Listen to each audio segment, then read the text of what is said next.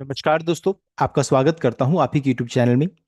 Video को start करने से पहले आप सभी से रिक्वेस्ट करूंगा, अगर अभी तक आपने चैनल को सब्सक्राइब नहीं किया तो it's request to all of you, please channel को सब्सक्राइब कीजिए।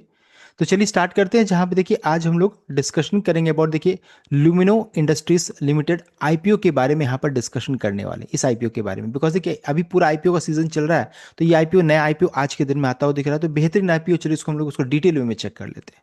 सबसे पहले अच्छी देखिए कंपनी जो रहता है और फाउंडेड ओरिजिनली 1989 में फाउंड हुई थी, फाउंडेड, लेकिन इनकॉर्पोरेट चेक कीजिएगा तो 2005 में देखने को मिल रहा है। ये कंपनी जो रहता है काम क्या करती है, तो देखिए इसका काम जो है that is an integrated power infrastructure and engineering procurement, यानी कि ईपीसी कंपनी है। हम लोग आगे इसको डिटेल में चेक कर लेंगे। ऑफिस इसका हेडक्वार्टर इसका कोलकाता वेस्ट बंगाल में है, और इसका मार्केट कैप 2497.34 करोड़ का है, देख सकते हैं। तो ये हो गया ब्रीफली कंपनी के बारे में। आगे बढ़ते हैं। इसका देखिए इसका वर्टिकल्स को चेक करिएगा। देखिए मेन मैन्युफैक्चरिंग का काम इनका है, साथ साथ ईपीसी सर्विसेज से रिलेटेड इनका काम है। मैन्युफैक्चरिंग में चेक कीजिएगा तो पावर केबल्स हो गया, इलेक्ट्रिकल वायर्स हो गया, हाई टेम्परेचर लो सैग कंडक्टर्स हो गया, ओवरहेड ट्रांसमिशन हो गया, ये इनके प्रोडक्ट्स हो गए। और इस manufacturing facility are located in Howrah West Bengal with major annual conductor processing capacity है। साथ साथ ये ईपीसी इंजीनियरिंग प्रोक्योरमेंट का सर्विस का काम करती है, तो यानी एक्सिक्यूट करती है की infrastructure project across power distribution, power transmission line, railway electrification, solar power project and extra high voltage substation से देखिए इससे रिलेटेड इनका काम है। और सप्लाईज में चेक कीजिए कहाँ कहाँ सप्लाई करती है, तो major conductor and cable to major Indian infrastructure place like Kalpataru project, Monte Carlo को भी करती है। Government utilities alongside international export में चेक कीजिएगा तो USA, Nepal, Bangladesh, Kenya and Rwanda, ये देख सकते हैं। यानी कि अच्छा खासा इनका क्लाइंट लिस्ट भी है। अब देखिए इनका प्रोडक्ट का पिक्स को अगर चेक करेंगे, ये देखिए कंडक्टर्स का पिक्स लगा दिया, केबल्स का, देन हाउस वायर हो गया, जो तार हम लोग लगाते हैं ना घर में, वो हो गया। और उसके अलावा अगर चेक कीजिएगा तो यहाँ पर कंडक्टर्स का, तो ये देखिए ये हो गया इनका मैन्युफैक्चरिंग के बारे में। और अब देखिए इसमें अच्छी चीज़ क्या है कि जो केबल्स हाउस वायर जो मैन्युफैक्चर करती है, उसको देखिए आपने डिफरेंट प्रोजेक्ट में भी यूज करती हैं, जिसे हम लोग बोलते हैं बैकवर्ड इंटीग्रेशन। यानी कि ये जो भी तार वायर्स जो भी बनाती है, कंडक्टर्स बनाती है, उसको देखिए ट्रांसमिशन डिस्ट्रीब्यूशन में, ईएचवी सबस्टेशन में इसको यूज करती है। तो देखिए दो वर्टिकल्स हम लोगों ने चेक किया था। एक तो हो गया आपका मैन्युफैक्चरिंग, जहां पर ये कारोबार होगा, ये प्रोडक्ट हो गया। दूसरा एक और वर्टिकल है जिसे हम लोग बोलेंगे ईपीसी, देख सकते हैं ये हो गया ईपीसी का। अब इसमें चेक कीजिएगा तो यहाँ पर देख सकते हैं इनका ट्रांसमिशन एंड डिस्ट्रीब्यूशन से रिलेटेड काम है। ईएचवी सबस्टेशन देख सकते हैं, ट्रांसफार्मर वगैरह का फोटो हो गया। एंड सॉल्यूशन बेस्ड बिजनेस भी है। उसके अलावा रेलवे इलेक्ट्रिफिकेशन का काम है, सोलार ईपीसी से रिलेटेड इनका काम है, एंड वाटर मैनेजमेंट से रिलेटेड काम है। यानी कि वेल डाइवर्सिफाइड कंपनी है, बहुत जगह से इनको रेवेन्यू जनरेट होता है, कहने का ये मतलब है। ये हो गया इनका बिजनेस वर्टिकल के बारे में। अभी कितना रेवेन्यू किस वर्टिकल से आता है, तो cable and conductor manufacturing business से लगभग 55 से 65% रेवेन्यू जनरेट होता है, और ईपीसी डिवीजन से 35 से 45% रेवेन्यू जनरेट होता है। तो ये हो गया कैसे इनका रेवेन्यू स्प्लिट के बारे में मैंने बता दिया। नेक्स्ट है इनका क्लाइंट लिस्ट को चेक कीजिएगा। देखिए झारखंड स्टेट इलेक्ट्रिसिटी है नाम, देख सकते हैं।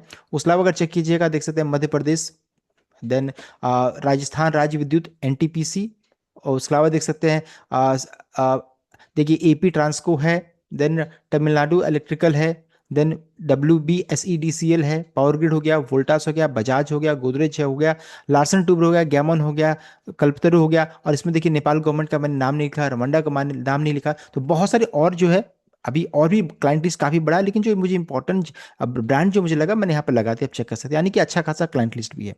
नेक्स्ट है आईपीओ डिटेल्स को अगर चेक करेंगे तो देखिए सबसे पहले चाहिए ये आईपीओ का प्राइस 82 रुपीज़ का रखा गया है, जो कि बहुत ही शानदार है। 82 रुपीज़, देखिए 100 रुपये का नीचे का प्राइस है ना, अच्छा लग रहा है।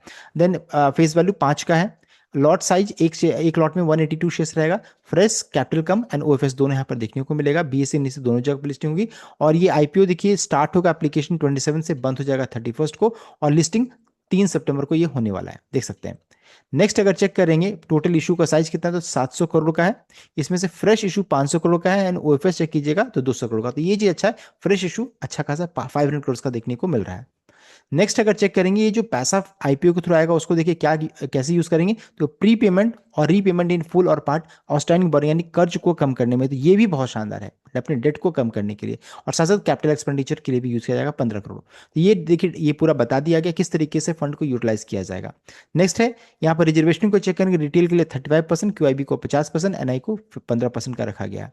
नेक्स्ट है लॉट साइज को चेक करेंगे तो एक लॉट में रिटेल के लिए मिनिमम है 182 शेयर्स रहेगा 14,924, रिटेल मैक्सिमम 13 लॉट से जा सकते हैं 2,366 शेयर्स 1,94,012, इतना देखिए पैसा यहाँ पर ब्लॉक्ड होगा। एसटीआई कैटेगरी 14 से 67 लॉट्स एंड बीचना कैटेगरी 68 लॉट, आप इसको चेक कर सकते हैं। ये हो गया लॉट साइज के बारे में। नेक्स्ट ये आईपीओ स्टार्ट कब हो रहा है तो देखिए 27/27 को स्टार्ट, बंद होगा 31 को, अलॉटमेंट 1 सितंबर को होगा। और साथ साथ लिस्टिंग कब होगा तो ये 3 सितंबर को लिस्टिंग के लिए जा रही है। रिमेनिंग आप यहाँ पर चेक कर सकते हैं डेट्स के बारे में।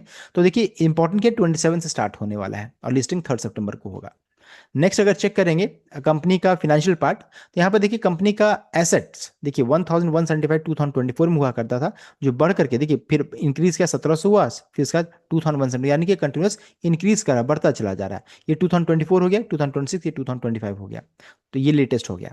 आप टोटल इनकम देखिए 1424 से बढ़ करके 1946 और ये भी बढ़ करके 2089, यानी कि अगर चेक कीजिएगा तो इनकम या रेवेन्यू कंपनी का जो रहता है इंक्रीज किया है बाई 7% इंक्रीज किया है। और प्रॉफिट देखिए 86.61 से बढ़कर के सीधे 160 हो गया, अब 124.59 से बढ़कर के 160, यानी कि लगभग 28% का प्रॉफिट में उछाल देखने को मिल रहा है प्रॉफिट आफ्टर टैक्स में। नेटवर्थ 445 से बढ़कर के 729 अभी तक का हाईएस्ट, रिजर्व 413 से बढ़कर के 606 अभी तक का हाईएस्ट, टोटल बोरिंग चेक कीजिएगा 384, अभी देखिए 2024 में 40.91 था जो बढ़कर के 418 हुआ और अभी देखिए 384 है।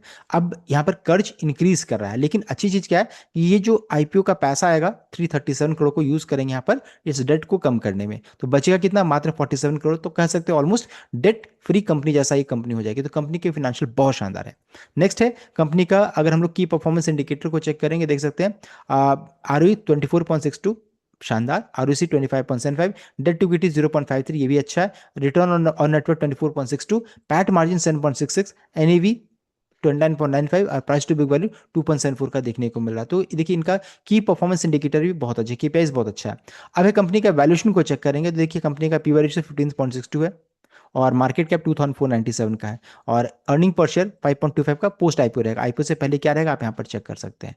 तो देखिए कंपनी का वैल्यूएशन को कंपेयर करना जरूरी है। कंपेयर करेंगे तो कंपनी का नाम से देख सकते हैं, अपार इंडस्ट्री का नाम है, बजेरी प्रोजेक्ट है, कल्पतरु प्रोजेक्ट है, then KEC international, KEI, universal cable and techno electric engineer का नाम देखने को मिल रहा है। अब सबका पीवाई रेशियो को चेक कीजिएगा तो अपार का 68.98 है, बजेल का 108 है, कल्पतरु का 22.13, केईसी का 19.81, केईआई का 58.79, यूनिवर्सल केबल का 35 और इसका चेक कीजिए टेक्नो का 25, यानी कि सबसे सस्ता कोई वैल्यूएशन में है तो आपका ये कंपनी ही लिस्टिंग के लिए जा रही है 15.62 में, यानी वैल्यूएशन कंसर्न नहीं है। इंडस्ट्री का चेक कीजिएगा तो 27 के राउंड में है, अगर इंडस्ट्री से भी कंपेयर करेंगे तो भी सस्ता नजर आ रहा है, यानी कि वैल्यूएशन कंसर्न नहीं है, सस्ते वैल्यूएशन में लिस्टिंग की जा रही है। तो ये सबसे अच्छा चीज देखने को मिल रहा है। अब जीएमपी चेक करेंगे, जीएमपी बताया जा रहा है 82 आईपीओ का प्राइस, जीएमपी 28 रुपीज तक यहाँ पर देखने को मिल रहा है। गारंटेड नहीं है लेकिन 110 रुपए में लिस्टिंग हो सकता है, यानी लगभग 30% ज्यादा का रिटर्न, एक लॉट में 5000 से ज्यादा का प्रॉफिट यहाँ पर बन सकता है। तो देखिए ये आईपीओ का देखिए रेस्पॉन्स मिल रहा है, बहुत ही शानदार जीएमपी देखने को मिल रहा है। नेक्स्ट है कुछ पॉजिटिव एंड कुछ नेगेटिव, जिससे हम लोग इसके बाद हम लोग क्लोज करेंगे। तो देखिए पॉजिटिव में क्या है, बैकवर्ड इंटीग्रेशन, यानी खुद के प्रोडक्ट को बहुत सारी ईपीसी प्रोजेक्ट में यूज करती है, ये बेनिफिट है कंपनी को, यानी कि 60% चेक कर सकते हैं, मैन्युफैक्चर जो होता है वो उसको अपनी प्रोजेक्ट में यूज करती है, तो सेल्फ रिलायंस यहाँ पर देखने को मिल रहा है। दूसरा है डाइवर्सिफाइड एंड ग्रोइंग रेवेन्यू है, बहुत सारे बिजनेस इनको जैसे केबल वायर एचटीएल कंडक्टर से आ रहा है, सबस्टेशन से आ रहा है, सोलर रेलवे इलेक्ट्रिफिकेशन, तो डाइवर्सिफाइड है, ऐसा नहीं कि एक सेक्टर पे डिपेंडेंट है, बहुत सारी चीजों से इनको रेवेन्यू आता है। साथ साथ इनका ऑर्डर बुक को चेक कीजिएगा, जो सबसे इंपॉर्टेंट हो जा रहा है वो 2700 करोड़ का है, रोबस अनएक्सक्यूटेड, ये अनएक्सक्यूटेड यानी समझ सकते हैं 1-2 साल के लिए फ्री है, देख सकते हैं 2-3 साल के लिए यहाँ पर निकल कर आ रहा है, रेवेन्यू विजिबिलिटी है, तो ये सबसे बड़ा एज इस आईपीओ में होने वाला है इनका ऑर्डर बुक। और sector tailwind, direct beneficiary of India, या भी इंडिया में जो grid modernisation, renewable power and government utility capex के लिए, तो ये सेक्टर हमेशा अभी फेमस में रहेगा। और इंप्रूविंग फाइनेंशियल आप देख सकते हैं हेल्थ देखने को मिल रहा है, तो ये सभी चीजें पॉजिटिव है। नेगेटिव भी जान लेते हैं, तो हाई वर्किंग कैपिटल यहाँ पर देखने को मिल रहा है, हाई वर्किंग यानी कि अच्छा खासा पैसा चाहिए। EPC contract with state electricity board involve delayed milestone, long retention period, ये सभी गवर्नमेंट प्रोजेक्ट में तो डिले होता ही है, तो वर्किंग कैपिटल इनको हाई चाहिए। रॉ मटेरियल प्राइस जो रहता है, जैसे एल्यूमिनियम का प्राइस, जो इनका एल्यूमिनियम कॉपर का प्राइस जिससे इनका प्रोडक्ट बनता है, तार वगैरह बनता है, तो 75 to 80% of the total raw material cost यही रहता है। अब मान लीजिए इसका प्राइस बढ़ जाता है तो इनके लिए थोड़ा प्रॉब्लम हो जाता है।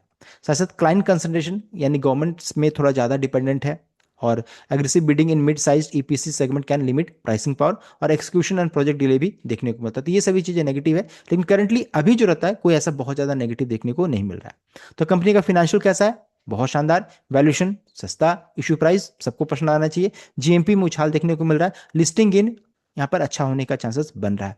अब एंकर बुक आएगा तब एग्जैक्टली पता चलेगा इस आईपीओ का रिस्पांस कैसा मिल रहा है, या क्या बड़े निवेशकों का नाम करे पता चलेगा, जो आपका 25 अगस्त 25 अगस्त से ही स्टार्ट होगा। तो ये इंपॉर्टेंट होने वाला ये डेट देख सकते हैं। और साथ ही साथ लिस्टिंग कितना होगा, तो लिस्टिंग इन लगभग यहाँ पर 30% ज़्यादा यहाँ पर होने का चांसेस है, गारंटेड नहीं है। तो देखिए ये आईपीओ तो मुझे बहुत पसंद आ रहा है, क्या आपको पसंद आया प्लीज़ कमेंट करके जरूर बताइएगा। So the complete update, I hope like किया, शेयर किया, चैनल को सब्सक्राइब किया। Thank you.